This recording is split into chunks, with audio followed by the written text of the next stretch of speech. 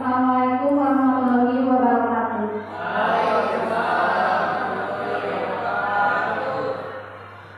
Terima kasih kepada Bapak Ibu hebat yang telah bersedia meluangkan waktunya di sini dalam acara aksi nyata diseminasi budaya positif.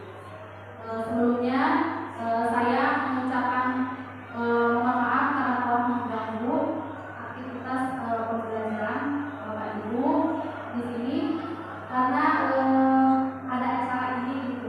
Ini itu adalah sebuah tugas dari calon guru berat angkatan 11 dalam modul 1.4, yaitu untuk adanya penyimbasan kepada rekan-rekan di dalam satu sekolah dari materi yang telah dipelajari di dalam CDP.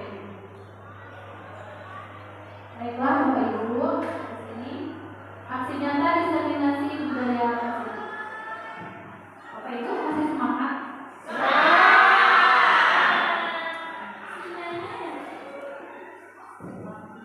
Nah, di sini itulah acaranya, pembukaan yang calon dibuka langsung oleh saya sendiri ya. Kita buka acara diseminasi budaya positif ini dengan bacaan basmalah bersama-sama. Langsung ke acara ini, yaitu acara ini karena sambutannya di sini berhubung Bapak Wakasek Humasnya sedang sibuk, jadi langsung ke acara ini, refleksi, doa, tutup yang kita ikuti bersama. Nah, di sini karena tadi judulnya juga budaya positif ya, supaya terasa aura positifnya di dalam kelas, jadi kita ikuti dulu. Di sini senyum dulu selama 3 menit. Bagaimana caranya? Silakan Bapak Ibu berdiri. Harusnya bersama-sama ya. Ini ya.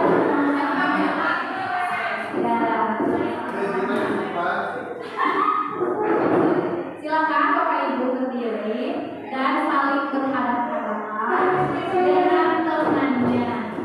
Pandang wajah teman Bapak Ibu di sini, ya, lihat mukanya dengan bersama. Lalu saya hitung sampai 3 dan tertawa bersama-sama atau senyum bersama ya selama 3 menit. 1, 2, 3. Dan ini adalah speaking yang sangat singkat sekali yang bisa diterapkan oleh Bapak Ibu di dalam kelas, dan nantinya akan ngakak bersama gitu bersama. Ya, terima kasih ya, sudah terasa aura positifnya Bapak Ibu? Sudah. Terima kasih kembali.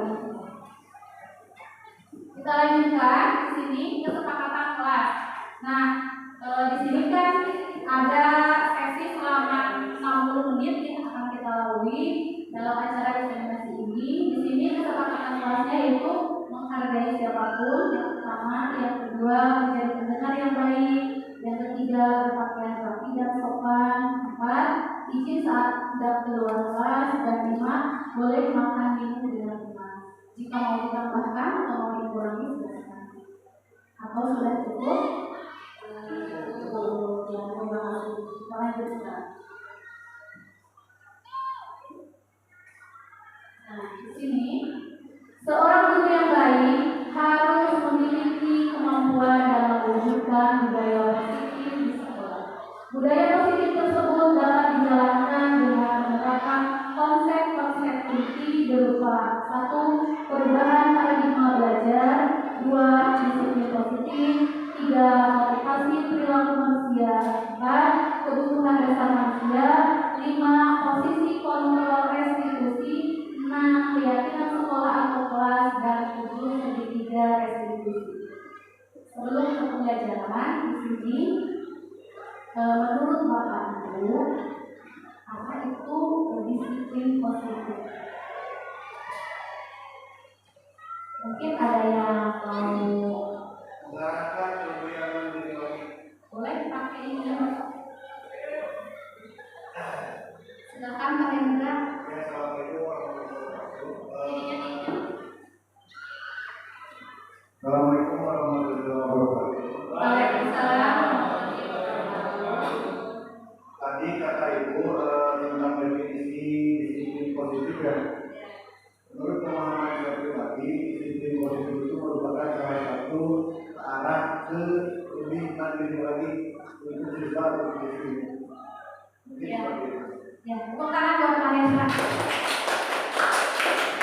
Ya, disiplin positif itu lebih ke disiplin diri ya, untuk bertanggung jawab terhadap apa yang dilakukan atau bertanggung jawab terhadap semua tingkah laku ataupun mencari solusi dari permasalahan yang ada. Nah, sebelum ke disiplin positif di sini kita ke perubahan paradigma belajar dulu. Di sini pendidikan menurut filosofi pemikiran Ki Hajar Dewantara adalah menuntut segala kodrat atau kekuatan kodrat yang ada pada anak-anak agar mereka dapat mencapai keselamatan dan kebahagiaan yang setinggi-tingginya baik sebagai manusia maupun anggota masyarakat. Anak bukan kertas kosong yang bisa digambar sesuai dengan keinginan orang dewasa. Anak lahir dengan kekuatan kodrat yang masih samar-samar. Tujuan pendidikan adalah menuntun atau memfasilitasi atau membantu anak untuk menebalkan garis samar-samar agar dapat memperbaiki rambutnya untuk menjadi manusia seutuhnya. Dan pendidikan harus berpihak pada mereka. Nah, di sini menurut Bapak Ibu atau anggapan Bapak Ibu atau paradigma belajar menurut Bapak Ibu, pendidikan itu setuju tidak dengan filosofi pendidikan Ki Hajar Dewantara ini? Apakah sama dengan anggapan atau yang Ibu rasakan, yang Bapak Ibu rasakan selama ini dalam pembelajaran di kelas? Oh, kadang-kadang berarti ada yang berbeda ya. Kalau berbeda silakan Ibu ungkapkan perbedaannya itu seperti apa. Baik, untuk perbedaan dalam kesenian perubahan paradigma belajar. Nah, jadi ketika dalam perubahan paradigma belajar, karena kurikulum sekarang udah berbeda ya, dari formal, jadi pembelajaran bisa pada siswa. Tapi ketika tadi dikatakan bahwa anak itu bukan kertas kosong yang bisa digambarkan sesuai dengan keinginan orang dewasa, tetapi anak memiliki keinginan sendiri dan juga sendiri. Tapi kadang ada anak yang susah diarahkan. Guru itu kan sebagai fasilitator ya. Nah, ketika diarahkan sama guru, kadang ada siswa yang mau seperti ini, kadang juga ada semangat belajarnya, ada motivasi belajarnya. Nah, yang paling yang paling sulit itu untuk menemani siswa yang benar-benar tidak ada perubahan dan belajar. Bagaimana solusinya seperti itu?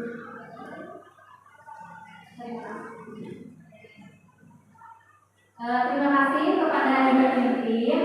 Di sini untuk menangani anak yang tidak ada motivasi belajar atau susah diarahkan, ya.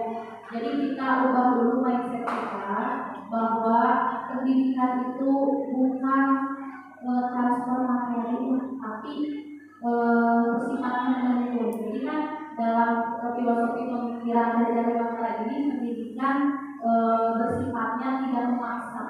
Jadi kita itu sebagai guru tidak menganggap peserta didik itu atau murid itu tidak tahu apa-apa, tapi justru peserta didik itu memiliki kelebihan atau kekuatan kodrat ya, yang masih sama-sama. Jadi tugas kita itu hanya menyebarkan atau menjelaskan lebih memperjelas perilaku positif dan menurunkan atau menghilangkan yang tidak-tidaknya. Nah, untuk anak yang susah diatur, mungkin itu ada masalah di motivasinya. Mungkin tugas kita itu ya untuk memberikan motivasi.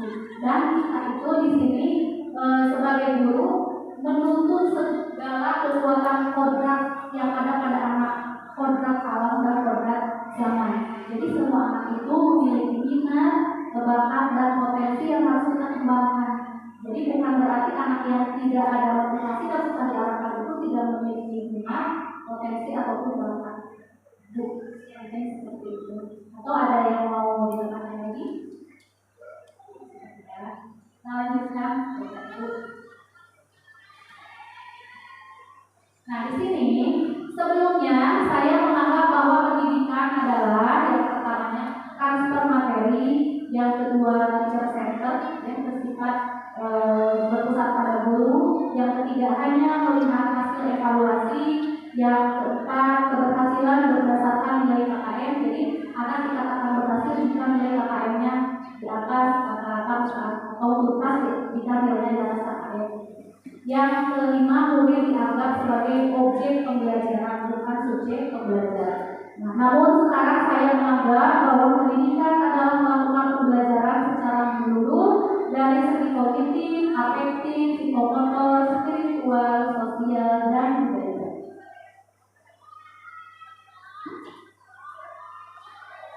Nah, sekarang saya menganggap, jadi perubahan paradigmanya itu untuk diri saya, bahwa pendidikan adalah di sini pembelajarannya harus berpusat kepada abad 21 ya, yang kemarin sudah PPG masih hangat ya Bapak Ibu, yaitu 4C ya, kritis, kreatif, komunikatif, dan kolaboratif.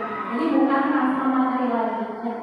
Yang selanjutnya bersifat menuntun minat, bakat, dan potensi peserta didik.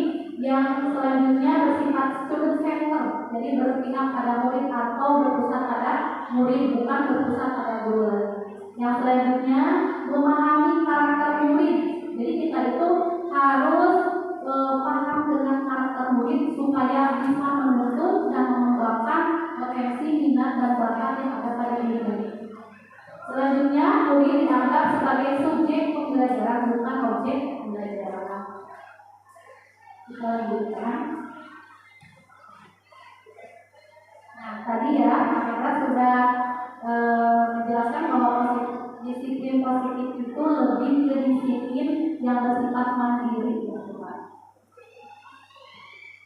ya, sangat benar sekali ya di sini bahwa disiplin positif merupakan suatu cara menerapkan disiplin yang mengajarkan anak bertanggung jawab dan menumbuhkan kesadaran diri berdasarkan nilai-nilai kebajikan. Berarti kalau bertanggung jawab berarti kan ada di dalam dirinya ya, bersifat mandiri, betul apa yang dikatakan oleh Pamela. Selanjutnya di sini tadi kan ada kata-kata nilai-nilai kebajikan ya. Nah, nilai-nilai kebajikan yang sudah disepakati itu di sini yaitu adanya profil pelajar Pancasila. Nah, profil pelajar Pancasila ini sudah kita kenal ya dalam kurikulum merdeka ataupun kurikulum nasional yang kita terapkan di sekolah sekarang dalam P5 ini ada proyek atau penguatan profil pelajar Pancasila.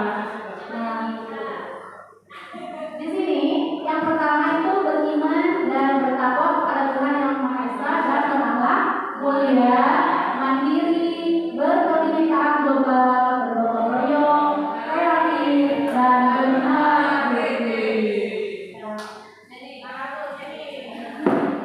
Jadi profil pelajar Pancasila ini harus senantiasa kita tumbuhkan terhadap peserta didik kita atau murid-murid kita di dalam kelas. Ya. Jadi pembelajarannya harus diintegrasikan kepada nilai ketiga ini.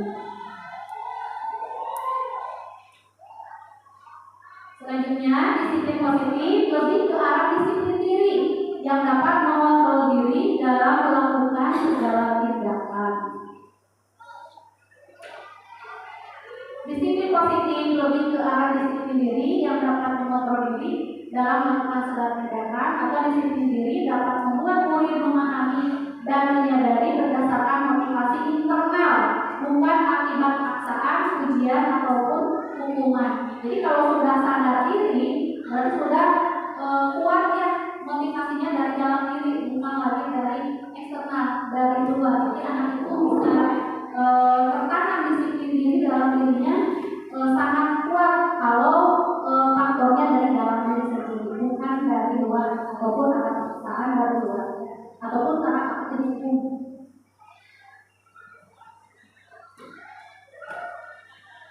Tujuan dari disiplin positif adalah menanamkan motivasi yang ketiga pada murid-murid kita, yaitu untuk menjadi orang yang mereka inginkan dan menghargai diri sendiri dengan nilai-nilai yang mereka percaya. Ketika murid-murid kita memiliki motivasi tersebut, mereka telah memiliki motivasi intrinsik yang berdampak jangka panjang, motivasi yang tidak akan berpengaruh pada adanya hukuman atau hadiah. Mereka akan tetap berperilaku baik dan berlandaskan nilai-nilai kebajikan karena mereka ingin menjadi orang yang menjunjung tinggi nilai-nilai yang mereka hargai atau mencapai suatu tujuan mulia. Nah, di sini saya mau bertanya, menurut Bapak Ibu, disiplin positif yang sudah diterapkan di sekolah itu apa saja?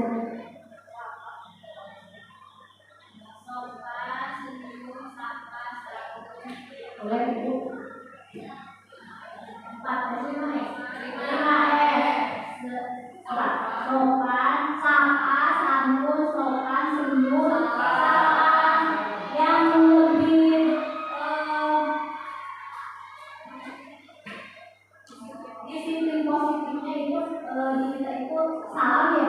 Jadi setiap bertemu dengan guru siswa itu pasti bersalam. Senyum juga ada, sopannya ada, pokoknya 5S itu disiplin positif. Terima kasih Ibu Tintin. Ada lagi selain yang 5S, senyum, sapa, salam, sopan dan santun.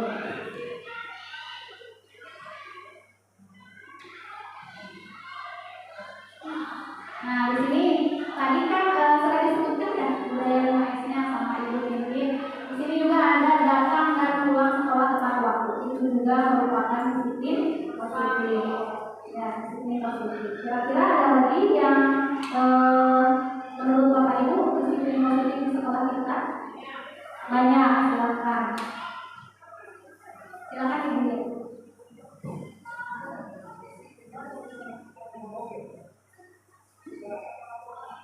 Bismillahirrahmanirrahim. Terima kasih Bapak. Mungkin di sini saya akan sedikit menyebutkan hal-hal mengenai disiplin positif di sekolah kita. Sebetulnya mungkin kita tahu ya disiplin positif di sekolah itu mungkin banyak sekali ya kalau disebutkan satu persatu. Cuma mungkin di sini yang paling sering sekolah guru itu mengingatkan misalnya ada satu atau dua orang misalnya berpakaian misalnya tidak rapi atau di luaran sekolah itu kita itu harus berpakaian rapi itu yang pertama. Terus yang kedua itu mungkin dari segi sepatu ya, sepatu itu tidak boleh memakai sepatu sebagaimana hitam. Terus lagi seperti siswa khususnya laki-laki ya, jadi tidak boleh memakai seperti gelang seperti gelang yang religius itu, terus merokok juga, terus apalagi rambut juga, terus apalagi ya, pokoknya mungkin kalau disebutkan satu persatu sangat banyak ya. Alhamdulillah sekarang itu juga menurut saya itu disiplin disiplin positifnya itu sangat banyak sekali. Mungkin itu yang dapat saya sampaikan adalah Assalamualaikum warahmatullahi wabarakatuh. Terima kasih Bu Yayu. Ya benar sekali, banyak sekali disiplin positif yang sudah kita terapkan dalam lingkungan sekolah kita. Kita tinggal memupuk atau meningkatkan lagi disiplin positif. Selanjutnya, motivasi perilaku manusia. Di sini ada 3 motivasi perilaku manusia. Yang pertama, untuk menghindari ketidaknyamanan atau hubungan.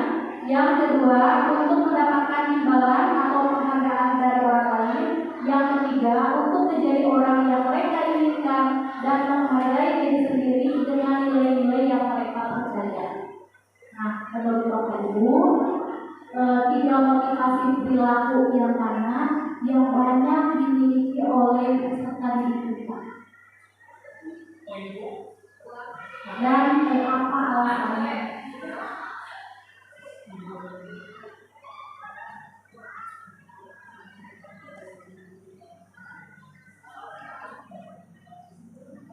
biasanya yang sering melakukan itu anak itu guru BK ya, jadi lebih tahu lebih dekat gitu. Jadi anak itu kebanyakan menaati aturan itu apakah karena motivasi yang mana gitu, yang satu kah atau kedua atau ketiga, kebanyakan. Ya silakan Ibu Ahmad.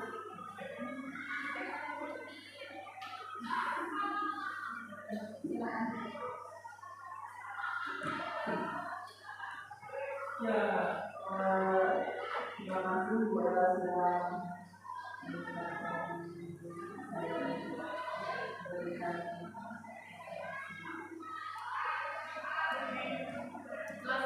penjelasan. Menurut saya motivasi dalam media informasinya terutama menurut saya kebanyakan kendalanya dari nomor satu, jadi menghindari kebenaran sama nomor tiga, jadi menjadi orang yang berkeinginan dan menghindari kebenaran dan lain-lain. Nomor satu,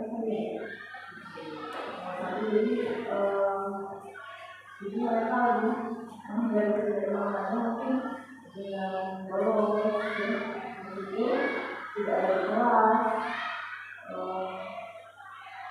lagi ya.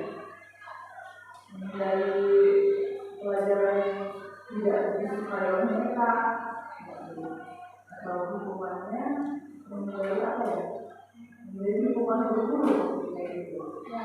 Kalau dalam kerjanya untuk menjadi orang yang mereka inginkan, jadi mereka itu pendidikannya masih kurang, jadi masih seenaknya mereka, tidak mau mengikuti peraturan sekolah.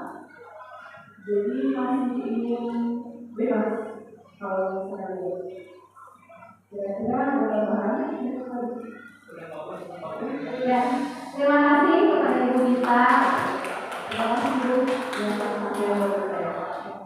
Ternyata di sekolah kita itu motivasi yang paling banyak menurut Ibu Gita ya, karena beliau lebih dekat gitu ya dalam menangani anak. Untuk yang pertama itu untuk menghindari ketidaknyamanan atau hukuman. Mungkin anak-anak itu untuk poin yang nomor satu itu mereka dipaksa ya karena adanya peraturan ataupun takut adanya hukuman dari guru bisa datang ke sekolah masuk jam 7.15 misalkan. Jadi anak-anak itu banyak yang motivasi yang nomor satu karena takut dihukum atau takut tidak dimasukkan ke dalam area sekolah gitu ya, atau takut dihukum oleh guru BK misalkan di lapangan misalkan. Seharusnya mungkin yang pertama itu motivasi itu yang nomor 3 dan yang paling banyak motivasi yang harus tertanam kepada peserta didik. Jadi yang nomor 3 itu untuk menjadi orang yang mereka inginkan dan menghargai diri sendiri dengan nilai-nilai yang mereka percaya. Jadi untuk anak-anak yang memiliki motivasi yang nomor 3 ini, mereka motivasinya sudah motivasi intrinsik dari dalam. Jadi mereka tidak takut dengan adanya hukuman atau menghindari ketidaknyamanan, tapi pure ini kesadaran dirinya untuk menghargai dirinya sendiri. Ya, sebagai guru kita mungkin tugas kita di sini untuk menumbuhkan motivasi yang nomor 3 ini. Kita lanjutkan. Bapak Ibu, di sini kita share ya. Saya bukan bersifatnya tukang menggurui ataupun seperti apa, tapi saya di sini hanya memberikan pembahasan dari pemahaman saya dalam kegiatan CPT ini ya. Jadi kita bertukar pikiran, bertukar pendapat. Nah, di sini untuk hukuman atau konsekuensi. Hukuman bersifat tidak terencana atau tiba-tiba. Hukuman bersifat satu arah dari pihak guru yang memberikan, dan murid hanya menerima suatu hukuman tanpa melalui suatu kesepakatan atau pengarahan dari pihak guru, baik sebelum atau sesudahnya. Hukuman yang diberikan bisa berupa fisik maupun psikis. Murid atau anak disakiti oleh suatu perbuatan atau kata-kata. Mungkin di sini secara tidak sadar anak-anak itu bisa terluka karena perkataan kita ataupun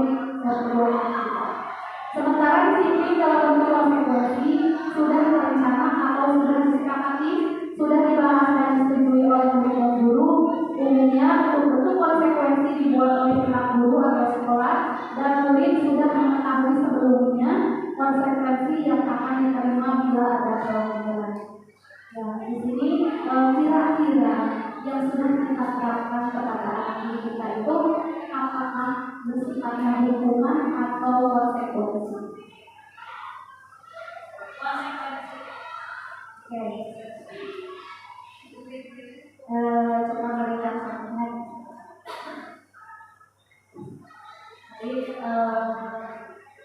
di kita kebiasaannya ketika ada siswa yang melakukan pelanggaran misalkan ya, misalkan contohnya di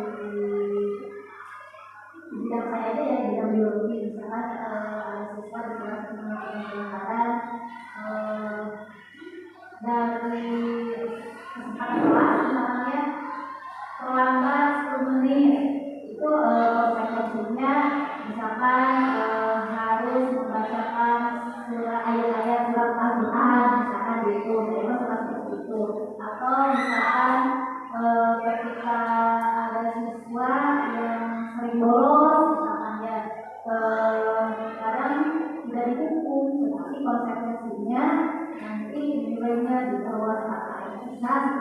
Jadi jarang sekali ngasih hukuman, tapi saya biasanya nanti konsekuensinya nanti dinilai.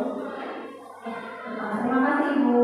Berarti konsekuensi itu sudah disepakati yang sebelumnya, berarti anak-anak tadi kan sudah dijelaskan bahwa konsekuensi itu sudah terrencana. Nah, sikap Ibu itu sudah sangat benar sekali ya. Di sini kita sebagai guru jangan menerapkan hukuman, tapi lebih ke arah konsekuensi. Kenapa? Karena yang kita rasakan ya, jika kita dihukum itu efeknya sangat lama sekali, bersifat jangka panjang. Yang saya rasakan sendiri dulu ketika saya pernah dihukum dan nekat sampai sekarang saya ingat sekali pernah dihukum oleh guru tersebut misalkan. Jadi dampaknya kan sangat lama ya, dalam waktu atau jangka panjang. Sedangkan untuk konsekuensi sifatnya itu kan karena tadi sudah direncanakan dengan guru dan oleh gurunya sudah disetujui, maka efeknya itu tidak akan terlalu lama di dalam ingatan mereka meskipun mereka harus menanggung konsekuensi. Atau ada yang mau ditambahkan, Bapak Ibu? Boleh.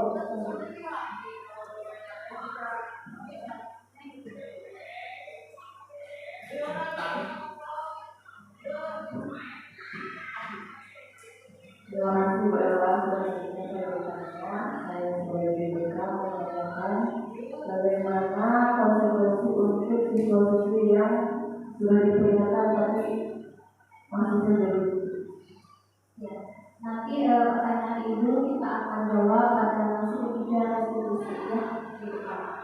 Ya Ibu, jadi jawabannya kita coba dulu karena nanti di depan ada materinya tentang segitiga resolusi.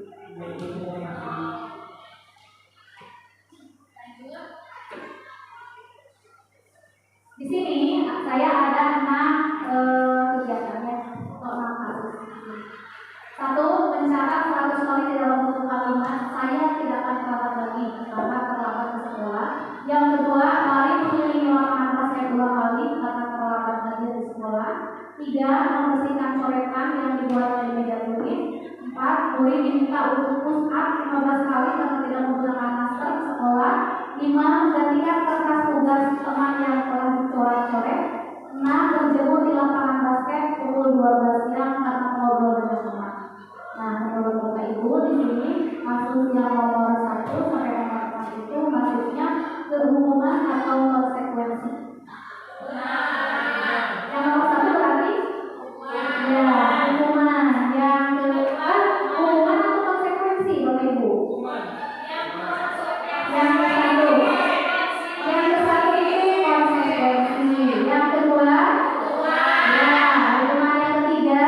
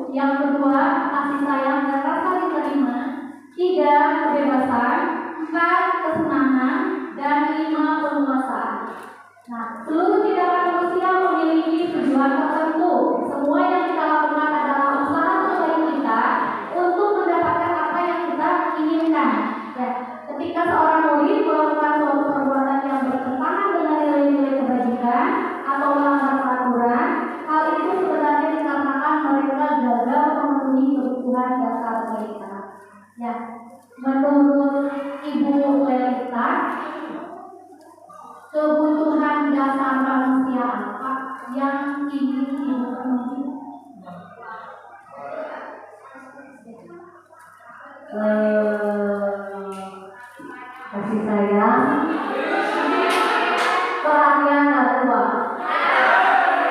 Terima kasih. Boleh Yayu. Oke, terima kasih. Mungkin di sini kebutuhan dasar manusia yang ingin saya pertahankan, mungkin yang pertama dulu ya, kebutuhan untuk bertahan hidup, karena tanpa ada kebutuhan untuk bertahan hidup seperti makan, minum, itu tidak mampu menciptakan kebahagiaan. Ya, tidak mampu menciptakan kebahagiaan, kebahagiaan, dan sebagainya. Jadi, menurut saya pribadi, yang paling utama itu yang harus diperjuangkan itu adalah kebutuhan untuk bertahan hidup. Dan yang kedua, meskipun kita tidak kebutuhan hidup sudah terpenuhi, menurut saya yang paling penting yang kedua itu adalah kasih sayang atau kasih sayang. Di mana mungkin kebebasan, kesenangan dan sebagainya, tanpa kasih sayang itu menurut saya itu bakal menjadi hampa. Hamba gitu. Karena mungkin seorang individu atau seorang siswa itu mungkin akan membentuk karakter yang positif itu dimulai dari kasih sayang dulu, dimulai dari kasih sayang orang tua, terus mungkin lebih jauh itu kasih sayang seorang guru, jadi membentuk karakter siswa yang lebih baik. Mungkin itu yang dapat saya sampaikan. Terima kasih atas waktunya. Assalamualaikum warahmatullahi wabarakatuh. Tepuk tangan buat Bu Yayu ya. Ya, terima kasih Bu Yayu, karena di sini kita sebagai seorang manusia dan sebagai seorang guru, maka kebutuhan dasar yang 5 ini adalah kebutuhan dasar yang harus kita penuhi semuanya, ya, tidak hanya nomor 1, nomor 2, tapi seluruhnya kita itu membutuhkan. Begitupun dengan murid, ya Bapak Ibu. Jadi kita di dalam kelas itu harus memahami kebutuhan dasar apa yang melandasi perbuatan mereka. Misalkan kalau ada anak yang melanggar misalkan atau berperilaku bertentangan dengan aturan, mungkin di situ murid kita ingin memenuhi kebutuhan dasar yang belum mereka penuhi. Ya, jadi mari kita terapkan ke dalam pembelajaran di kelas yang kepada murid-murid kita.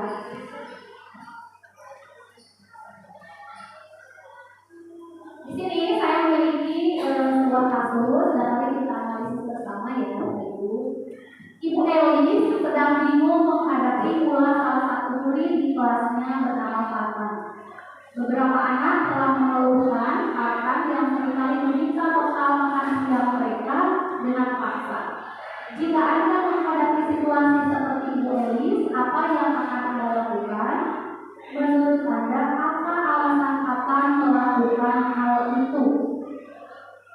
Mungkin menurut Pak Ali itu bagaimana?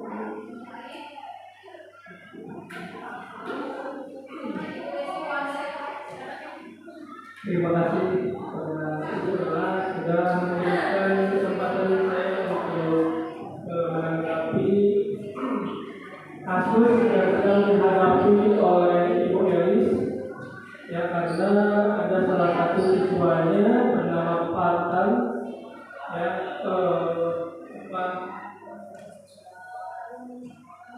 setiap kali meminta bekal makan siang mereka dengan paksa.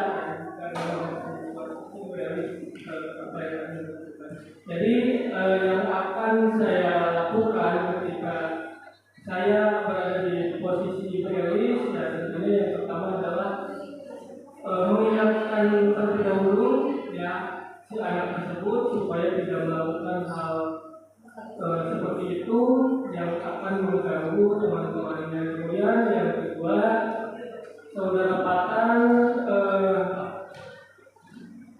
supaya untuk membawa bekal sendiri, ya, jangan sampai Fatan itu memaksa meminta bekal dari temannya yang berada di kelas tersebut supaya tidak mengganggu teman-temannya yang ada di kelas. Dan kemudian alasan Fatan melakukan hal itu sepertinya mungkin saudara Fatan itu tidak memiliki bekal, ya. duitnya kurang mungkin ya. Jadi bekal patan itu kurang, mungkin kemudian tidak membawa bekal ke sekolah, jadi si patan tersebut meminta secara paksa tanpa izin terlebih dahulu kepada temannya, sehingga teman-temannya merasa terganggu atau risih dengan apa yang dilakukan oleh patan. Mungkin itu apa yang bisa saya lakukan ketika ada anak yang berbuat seperti itu. Terima kasih. Mohon maaf apabila. Assalamualaikum warahmatullahi wabarakatuh. Terima kasih Pak Ali. Di sini kita sebagai guru kan, jika ingin tahu alasan patan melakukan hal itu, mungkin salah satunya itu kita harus diajak komunikasi ya, ditanyakan mengapa bisa melakukan hal tersebut.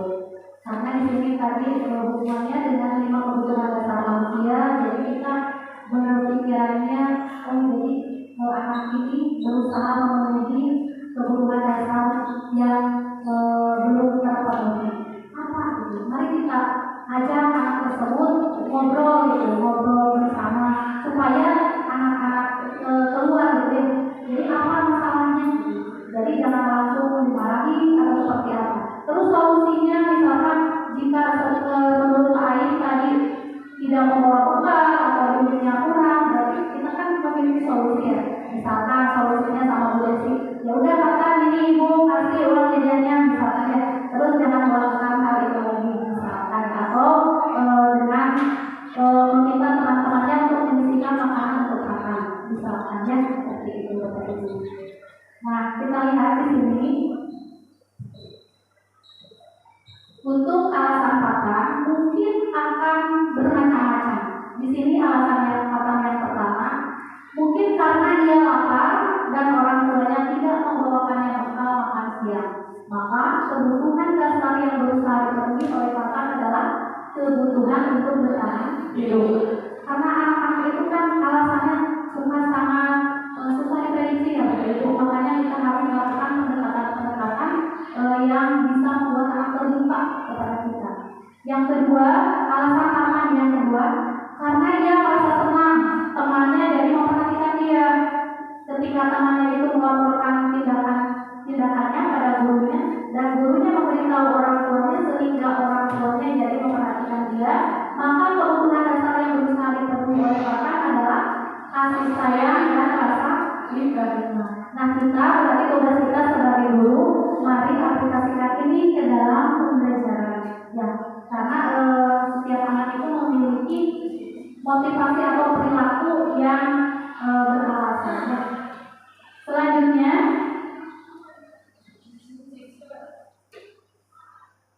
alasan patan yang ketiga, karena temannya jadi takut dengan dia dan menuruti keinginannya, maka sebetulnya patan sedang memenuhi kebutuhan dasarnya akan kekuasaan. Jadi kadang anak uang jajannya full, makan siangnya bawa misalkan, tapi tetap saja mau diambil makan yang orang lain atau makan temannya.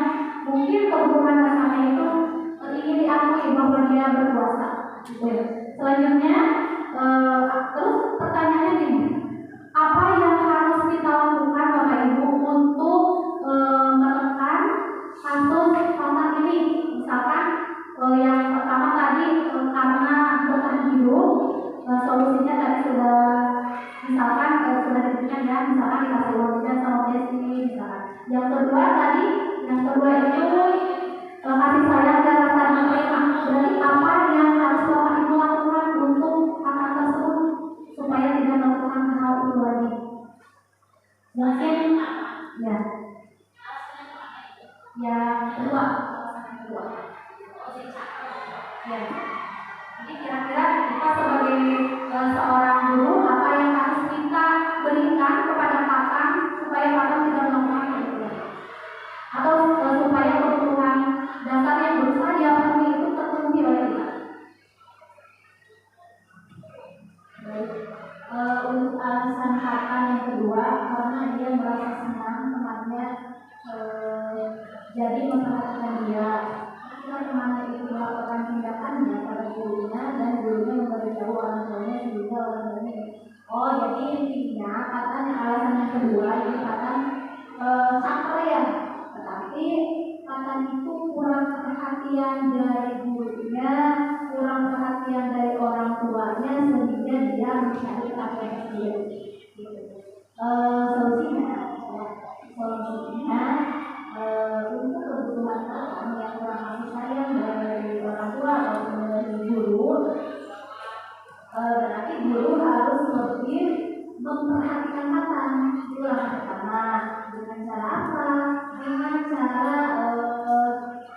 mengenal karakternya dulu. Itu yang pertama, mengenal karakternya dulu. Setelah tahu karakternya, keinginannya itu seperti apa. Berarti dengan cara pendekatan. Ya, dengan cara pendekatan dari komunikasi ya. Setelah komunikasi, tahu alasannya kenapa dia caper, berarti ada kemungkinan dari dalam keluarga itu dari kurang kasih sayang. Jadi harus ada istilahnya perhatian khusus pada katanya, perhatian lebih ya, atau lebih pada mungkin seperti itu. Ya, terima kasih Ibu. Ya benar sekali ya. Jadi kita itu harus memberikan solusi sesuai dengan kebutuhan anaknya. Ya. Kalau tadi kasih sayang dan saling terima, berarti kita harus lebih memperhatikan kata ketika proses pembelajaran. Misalkan dia merasa kesulitan, kenapa dia tidur terus, misalkan atau kenapa dia selalu mengganggu temannya dengan mengambil makanan, alasannya misalkan karena yang kedua ini butuh kasih sayang, maka kita dekati. Ya, kita berikan perhatian yang lebih kepada kata. Yang selanjutnya tadi yang ketiga, yaitu kekuasaan. Berarti kalau yang dibutuhkan yang kekuasaan, apa yang sebaiknya kita lakukan Bapak Ibu kepada kata supaya kebutuhan dasar manusianya terpenuhi? Mungkin Pak Diki ya.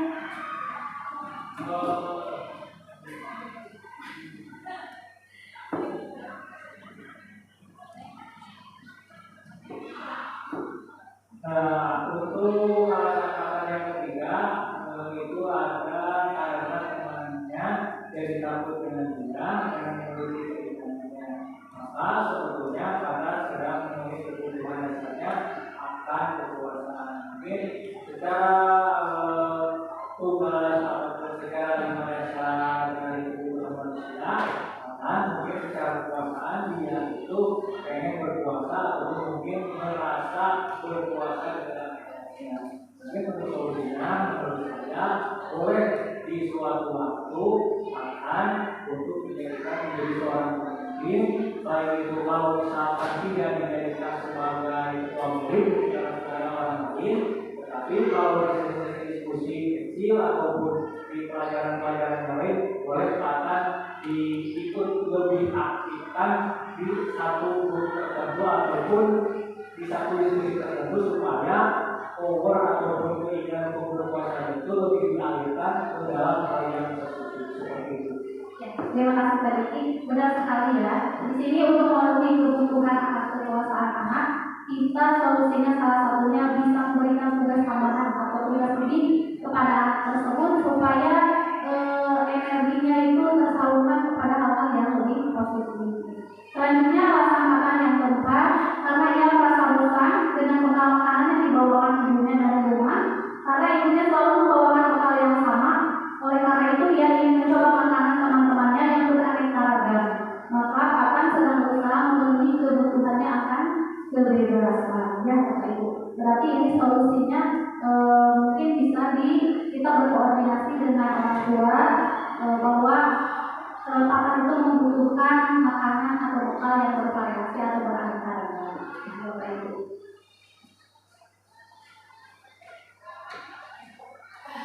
Nah, di sini ada posisi kontrol restitusi.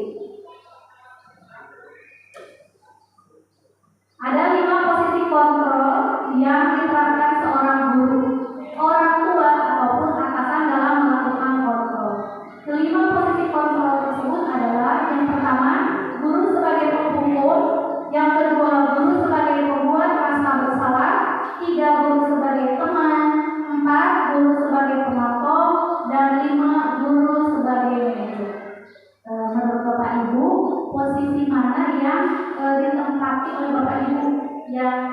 sering jadi posisi kontrol di mana gitu Kak? Yang nomor berapa yang sering Bapak Ibu lakukan? Silakan Pak Hendra.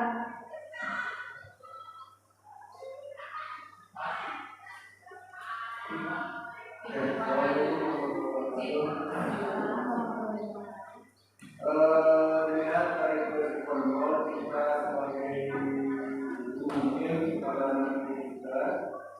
Kalau saya pribadi lebih kepada sebagai teman, kenapa sebagai teman? Karena yang saya rasakan dari beberapa bulan kebelakang, siswa ikut terbuka ketika kita mengulangi ego kita sebagai guru. Kenapa? Mungkin kalau kita merasa ego kita sebagai guru, kita akan beranggapan bahwa apa yang kita katakan dan apa yang kita lakukan atau apa yang kita ucapkan kepada anak itu merasa yang paling benar, sehingga kita tidak merespon ketika ada siswa yang mengeluh atau memberikan saran kepada kita kepada guru yang lain. Mungkin itu yang jadi saya sebenarnya kenapa kita sebagai guru kita harus beranggapan bahwa kita itu selain kita mengajar, selain kita menjadi guru, kita juga disitu berfungsi sebagai teman mereka, baik itu di sekolah, baik itu di luar sekolah. Jadi mereka ada keterbukaan karena mereka sudah merasa canggung. Itu yang saya rasakan. Ya. Baik, terima kasih Pak Hendra. Silakan. Ya, terima kasih atas waktunya. Jadi di sini saya menambahkan ya, menurut pendapat saya posisi kontrol fungsi keadaan saya sebagai guru ya. Menurut saya itu kelima posisi kontrol yang kelima ini kita perlu sebetulnya. Karena apa? Menurut saya posisi kita itu di lapangan itu berbeda. Ada kalanya kita itu harus menjadi sebagai seorang guru, maksud saya menjadi seorang teman ya, menjadi seorang teman, menjadi sebagai pembuat rasa bersalah, tergantung konteks dan situasi kesalahan siswa tersebut. Misalnya tidak mungkin kita itu misalnya kita itu melakukan kesalahan yang sangat fatal. Tidak mungkin kita hanya sebagai guru itu hanya membuat siswa itu membuat rasa bersalah. Itu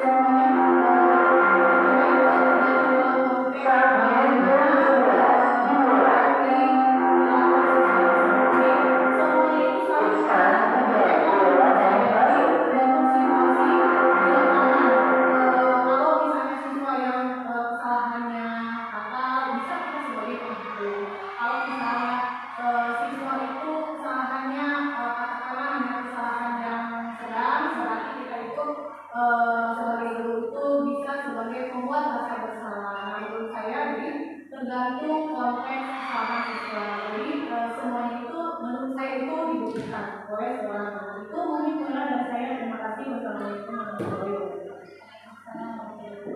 Terima kasih Bu Yayu dengan Pak Hendra. Yang benar sekali Bapak Ibu. Di sini kita memerlukan kelima posisi kontrol ini. Dan tanpa kita sadari bahwa kita itu sudah melaksanakan kelimanya. Hanya saja mungkin di sini ada satu posisi kontrol yang sangat ideal dan sebaiknya diterapkan oleh kita. Ya, kira-kira posisi kontrol yang mana yang paling baik menurut Bapak Ibu? Yang kedua, yang berarti sebagai membuat merasa bersalah. Nah, untuk tadi yang membuat yang tidak guru sebagai teman. Di sini ada efek positifnya, ada efek negatifnya. Seperti yang diutarakan oleh Pak Hendra bahwa jika kita memposisikan diri sebagai teman, anak-anak itu bisa terbuka dan lebih friendly mungkin ya Pak. Mungkin anak-anak itu lebih mudah untuk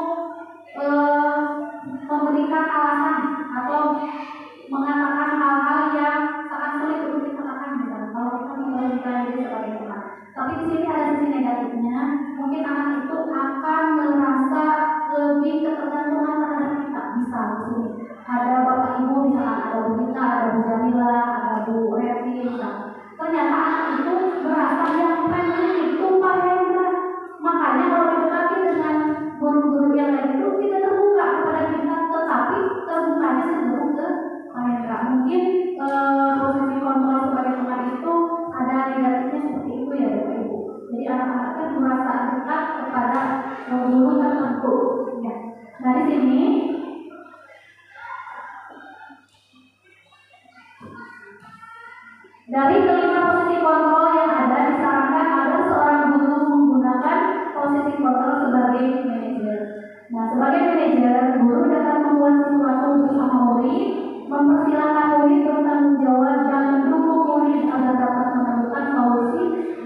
permasalahan yang sedang dihadapi.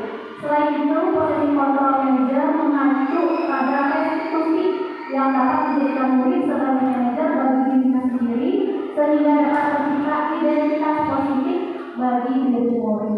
Ya, jadi kita PR kita mungkin di sini untuk menempatkan diri sebagai manajer terhadap peserta diri di dalam pembelajarannya. Di sini selanjutnya ada keyakinan sekolah atau kelas. Nah, di sini guru berperan dalam mewujudkan terbentuknya keyakinan sekolah atau kelas dengan adanya kesepakatan antara guru dan murid.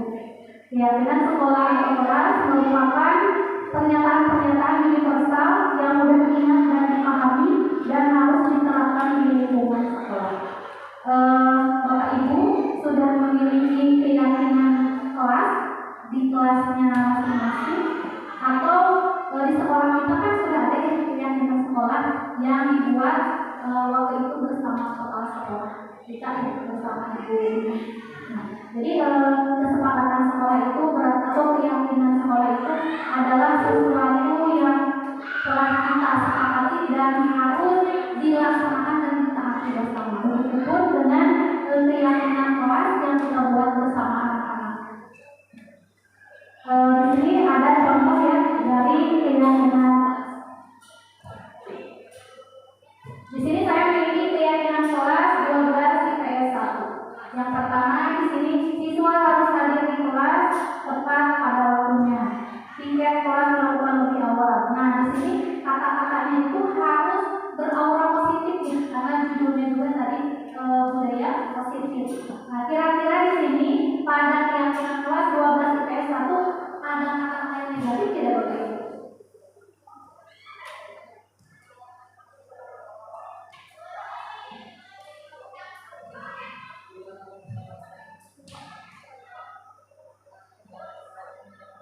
Ya, dilarang menyalakan handphone di dalam kelas. Jadi kata-kata tidak boleh, dilarang, jangan, itu kan kata-kata negatif. Justru yang diingatnya oleh peserta didik itu kalau dilarang, kan keras ya, dilarang menyalakan handphone. Justru di dalam nyatanya nyalakan handphone. Jadi justru anak-anak itu sering menyalakan handphone karena ada kata-kata larangan tersebut.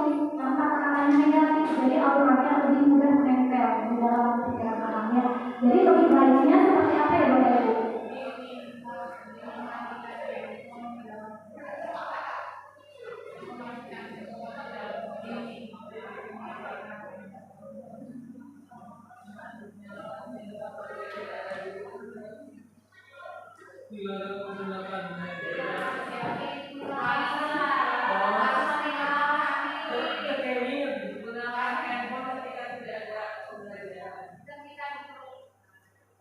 Gunakan handphone ketika diperlukan, boleh ya, karena kata-katanya tidak negatif. Atau menggunakan handphone untuk pembelajaran.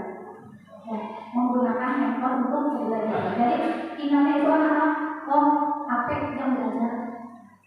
Ya, jadi menggunakan handphone untuk pembelajaran. Ya, Bapak Ibu bisa kita terapkan dalam kelas. Yang selanjutnya. Di sini ya banyak sekali Bapak Ibu keyakinan kelas yang sudah dibuat. Di sini juga ada contoh keyakinan kelas 1. Setiap anggota kelas perlu belajar, setiap anggota kelas perlu semangat, setiap anggota kelas perlu melakukan tugas, setiap anggota kelas perlu saling menghargai, setiap anggota kelas perlu merasa aman. Jadi kata-kata itu positif ya Bapak Ibu. Kita lanjutkan. Segitiga restitusi. Nah, tadi ada pertanyaannya yang dari Ibu Gita. Tadi pertanyaannya apa ya? Bagaimana cara menangani siswa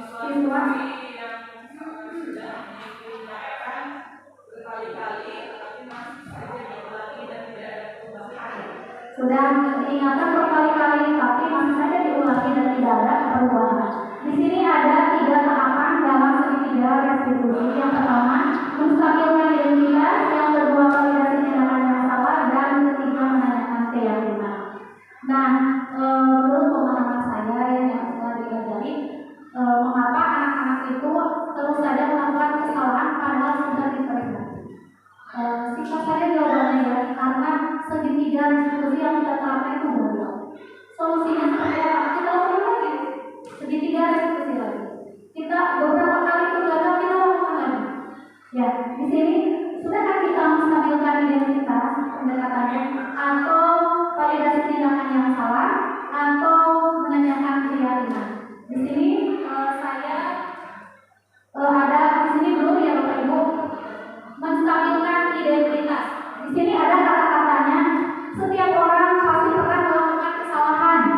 Jadi kepada peserta didik. Jadi kita itu jangan langsung menghakimi. Kenapa kamu kesiangan? Kenapa kamu tidak mengerjakan tugas? Kenapa kamu tidak dan lain-lain misalkan ya, tidak nurut kepada ibu guru atau tidak bekerja sama dengan teman-teman di dalam kelas misalkan. Jadi kita jangan langsung menghakimi. Kita tanyakan dulu mengapa melakukan itu misalkan. Anak pasti memberikan jawaban dan kita responnya. Setiap orang pasti pernah melakukan kesalahan. Itu ciri-ciri dari menstabilkan identitas. Yang selanjutnya, kamu bukan satu-satunya yang pernah melakukan ini. Jadi peserta didik itu atau murid itu tidak langsung down gitu ya, ketika ada masalah atau ketika kita tanya gitu. Yang kedua, validasi tindakan yang salah. Di sini kata-kata yang bisa kita ungkapkan itu, kamu tentu punya alasan mengapa kamu melakukan itu. Jadi anak-anak akan lebih terbuka apa alasannya sehingga sering melakukan hal tersebut misalkan. Atau adakah cara yang lebih efektif untuk mendapatkan apa yang kamu butuhkan? Itu tingkat validasi tindakan yang salah. Nanti di depan ada lebih banyak lagi kata-kata yang boleh diterapkan kepada peserta didik. Yang selanjutnya untuk menanyakan keyakinan. Keyakinan kelas apa yang telah kita sepakati, atau kamu ingin menjadi orang yang seperti apa, misalkan ya. Di sini dalam tahap menstabilkan identitas, di sini menstabilkan identitas dilakukan berdasarkan prinsip bahwa membuat kesalahan adalah bagian dari proses pembelajaran yang nantinya akan menggeser identitas gagal ke identitas sukses.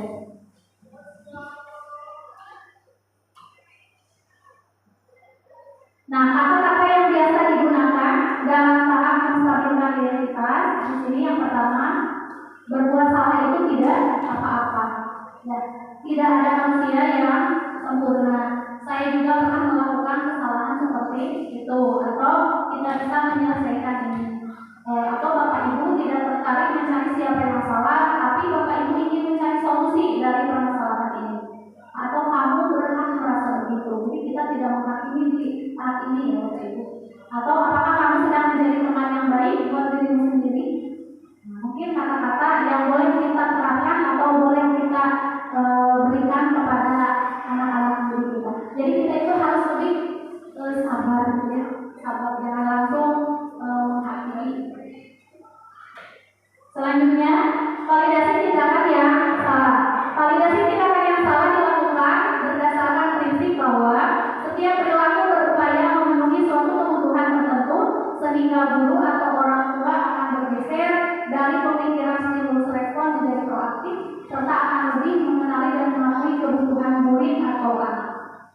Di sini ada kata-kata yang bisa digunakan dalam tahap validasi tindakan yang salah. Di sini ada kata-kata padahal kamu bisa melakukan yang lebih buruk dari ini ya. Misal Ibu, ada anak-anak yang marah. Saya pernah menemukan di kelas 12 waktu itu anak-anak yang dicontek pekerjaannya.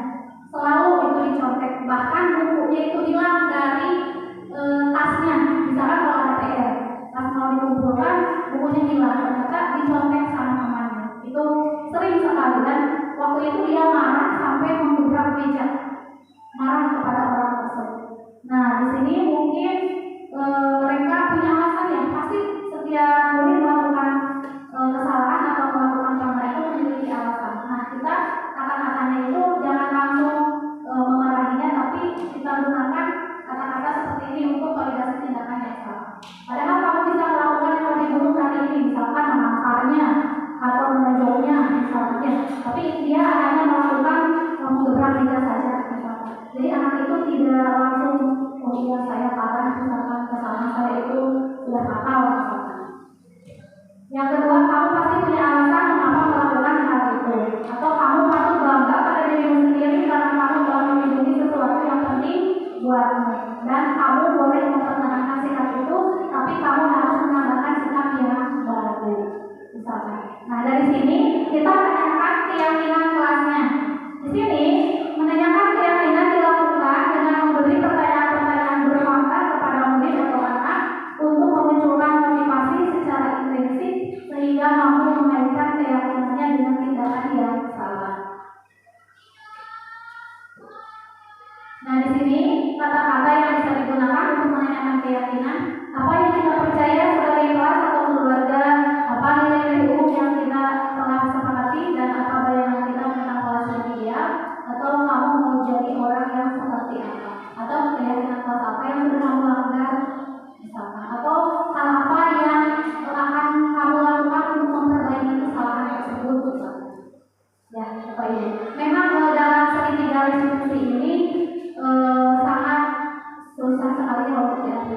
mungkin tadi pertanyaan dari Ibu Gita, karena mungkin beliau sudah merasakan susahnya memberitahu anak gitu ya, dari kesalahan-kesalahannya yang perlu diulang-ulangnya lagi. Nah dari sini mungkin PR kita sebagai guru untuk lebih mempelajari sedikit restitusi ini. Atau ada yang mau ditambahkan sama kita atau Pak Iki menurut pengalamannya? Ini lebih dari sabarnya saja. Ya, misalnya sebagai teorinya, teori yang sudah Ibu jelaskan memang sangat baik sekali. Hanya saja mungkin kita dari kesabarannya untuk terus melakukan dan tidak ada urusannya, karena mungkin ada beberapa hal yang menjadi faktor anak tidak seperti itu, maka mungkin akan belum terbuka saat kita melaksanakan ketiga diskusi. Benar sekali Pak Iki, jadi kita harus jadi sabar dan lebih bersikap pada murid. Ya, karena sesuai dengan filosofi pemikirannya Jawa Barat bahwa pendidikan itu harus berpihak pada